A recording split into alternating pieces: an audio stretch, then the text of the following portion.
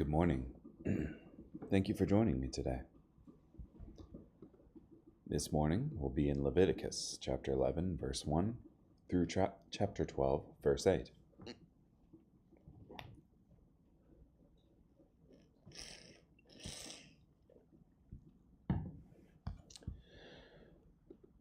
The Lord spoke to Moses and Aaron, saying to them, "Tell the Israelites, this is the kind of creature you may eat from among all the animals that are on the land.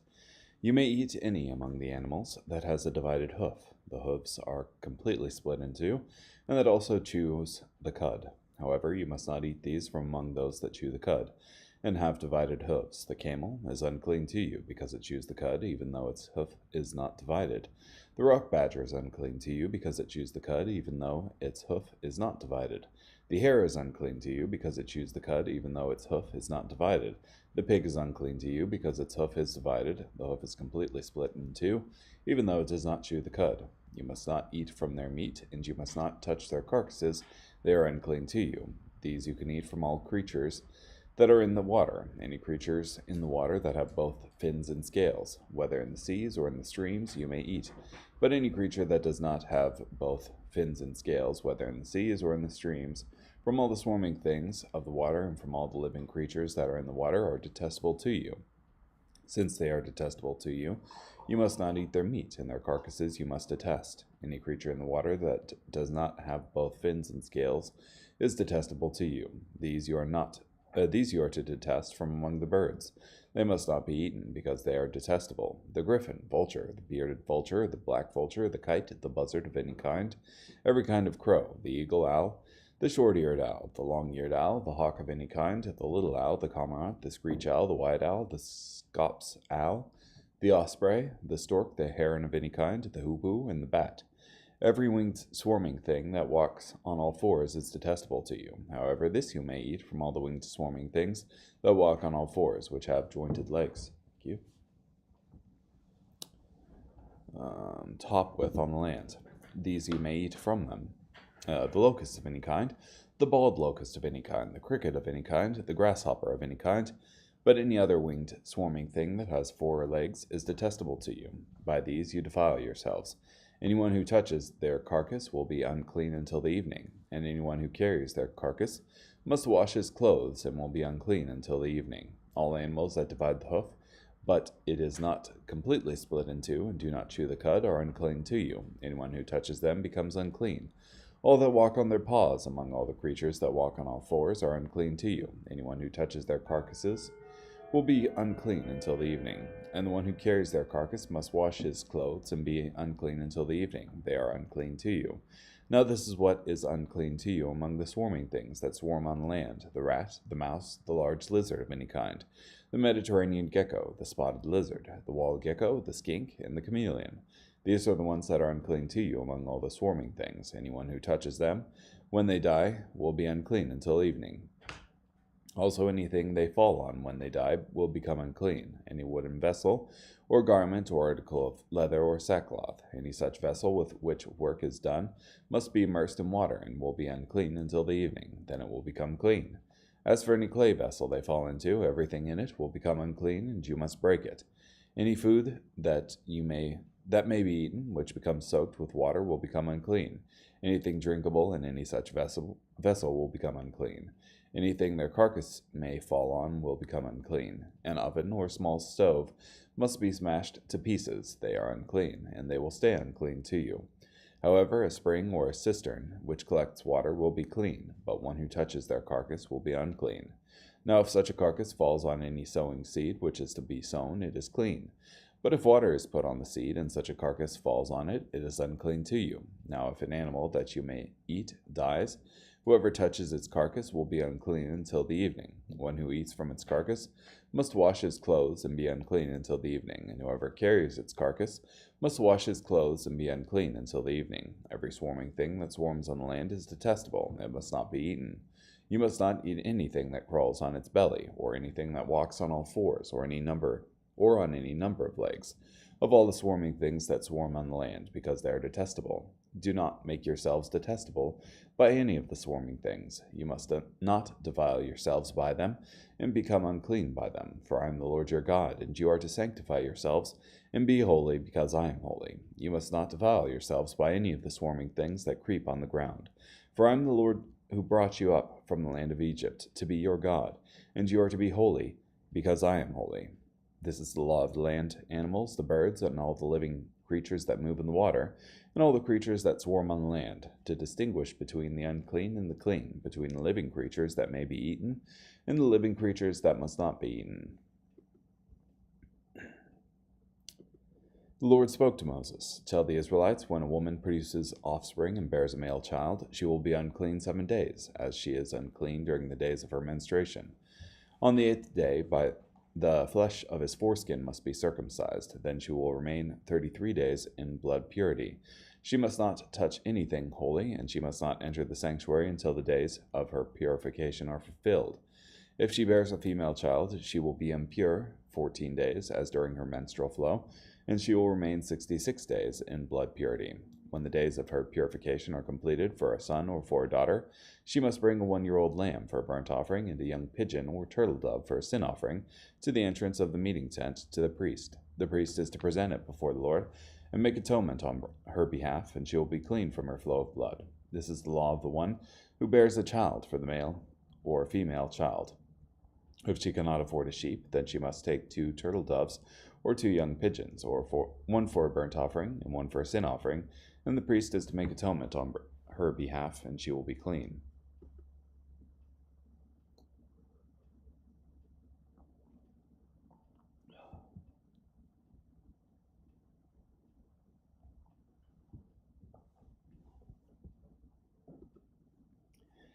So, chapter 12 is pretty short. Didn't realize that. Only the 8 verses there. And then you have previously the laws about animals for food here, distinguishing between what is clean and what is unclean.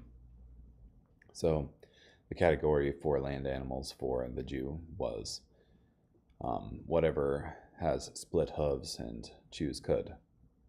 And then you have the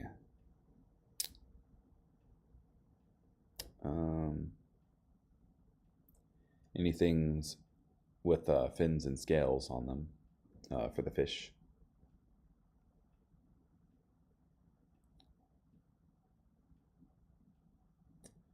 And then some specific birds were listed to avoid, mostly kinds that were carrion feeders, like the buzzard or the crow or the vulture. So, yeah, and when it comes to these things, I think there was a very practical concern in giving them out, and God giving them to the Israelite people, and that,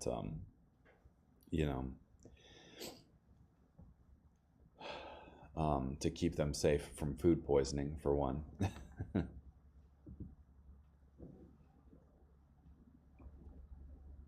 And then you have kind of a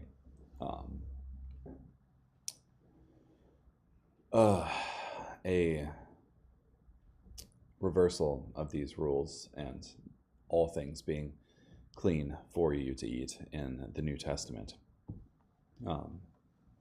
Like several thousand years after this point, when food preparation technology had improved, I guess. So, but yeah, I think it's important to keep in mind that these laws were specifically directed towards the Israelites as a covenant for living in the land that they were going to possess. So, and whenever, yeah, like I think Hebrews points out, whenever there's a change of priesthood, there's a change in the law. Carrying forward, Mark chapter 5, verses 21 through 43. When Jesus had crossed again in a boat to the other side, a large crowd gathered around him, and he was by the sea. Then one of the synagogue rulers, named Jairus, came up, and when he saw Jesus, he fell at his feet. He asked him urgently, "My little daughter is near death. Come and lay your hands on her so that she may be healed and live." Jesus went with him, and a large crowd followed and pressed around him. Now a woman who was there, who had been suffering from a hemorrhage for 12 years, she had endured a great deal under the care of many doctors, and had spent all that she had, yet instead of getting better, she grew worse. When she heard about Jesus, she came up behind him in the crowd and touched his cloak, for she kept saying, "If only I touch his clothes, I will be healed." At once the bleeding stopped, and she felt in her body that she was healed of her disease. Jesus knew at once that power had gone out from him. He turned around in the crowd and said, "Who touched my clothes?" His disciples said to him, "You see the crowd pressing against you, and you say, 'Who touched me?'" But he looked around to see who had done it. Then the woman, with fear and trembling, knowing what had happened to her, came and fell down before him and told him the whole truth. He said to her, "Daughter, your faith has made you well. Go in peace and be healed of your disease." While he was still speaking, people came from the synagogue ruler's house, saying, "Your daughter has died. Why trouble the teacher any longer?" But Jesus, paying no attention to what was said, told the synagogue ruler, "Do not be afraid, just believe."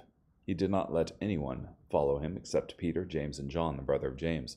They came to the house of the synagogue ruler, where he saw noisy confusion and people weeping and wailing loudly. When he entered, he said to them, "Why are you distressed and weeping? The child is not dead, but asleep." And they began making fun of him. But he put them all outside, and he took the child's father and mother and his own companions and went into the room where the child was. Then, gently taking the child by the hand, he said to her, "Talitha cum," which means, "Little girl, I say to you, get up." The girl got up at once and began to walk around. She was 12 years old. They were completely astonished at this. He strictly ordered that no one should know about this and told them to give her something to eat.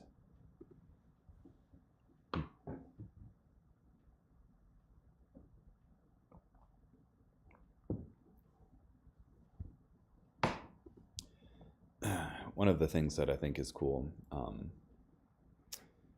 with this particular juxtaposition of reading Leviticus and Mark at the same time, you see in Leviticus, I think chapter 12 there, where you have the woman being unclean because of the menstrual impurity.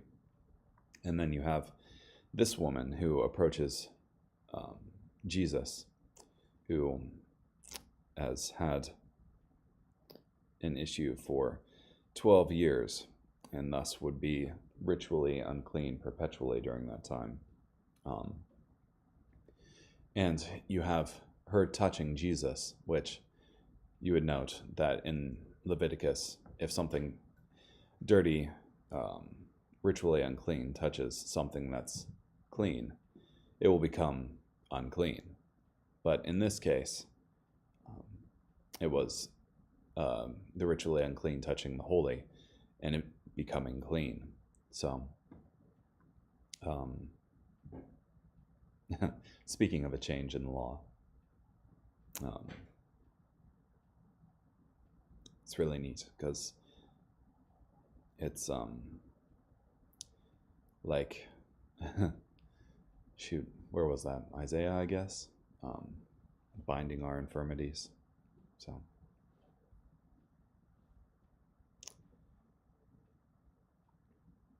yeah. And when it comes to Mark 5:39, I don't think, and when Jesus enters into the house and says, "Why are you distressed and weeping? The child is not dead, but asleep," I don't think this is ignorance on Jesus' part, though the crowd seemed to believe it to be such. They began making fun of him.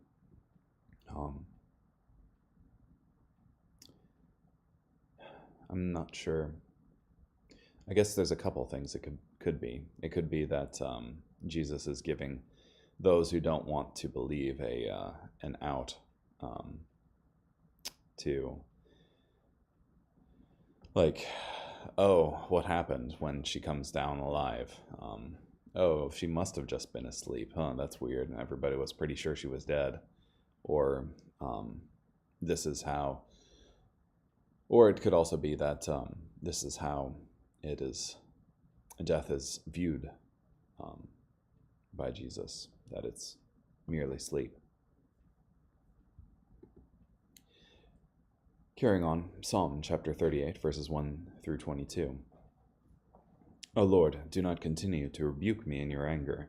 Do not continue to punish me in your raging fury, for your arrows pierced me, and your hands pressed me down. My whole body is sick because of your judgment. I am deprived of health because of my sin, for my sin overwhelms me like a heavy load. They are too much for me to bear. My wounds are infected and starting to smell because of my foolish sins.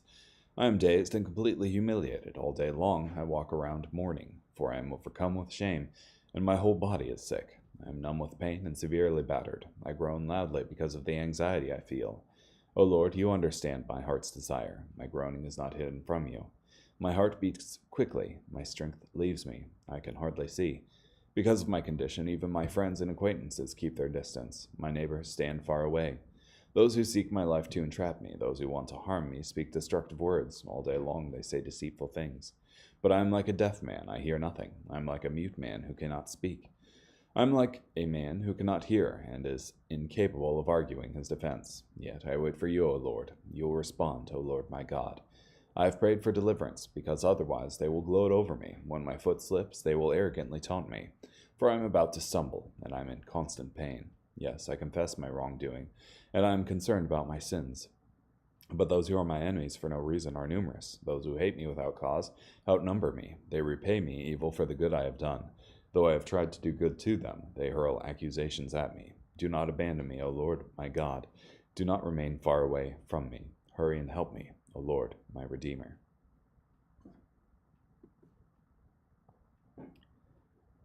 And finally, Proverbs chapter 10, verses 8 and 9. The wise person accepts instruction, but the one who speaks foolishness will come to ruin. The one who conducts himself in integrity will live securely, but the one who behaves perversely will be found out. Yeah. So, I think this is a good contrast to make between the wise and the foolish. The wise person accepts instruction, that is, he's open to listening, he is open to correction, he's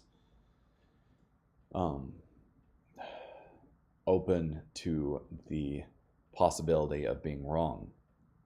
But the foolish one speaks foolishness, but the one who speaks foolishness will come to ruin.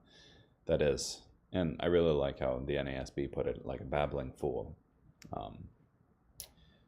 One who has their ears stopped, their desire only being to show the contents of their own mind, rather than accept instruction, which is important. Yeah, and conduct yourself in integrity. Okay, well, thank you for joining me today. Hope you have a great day.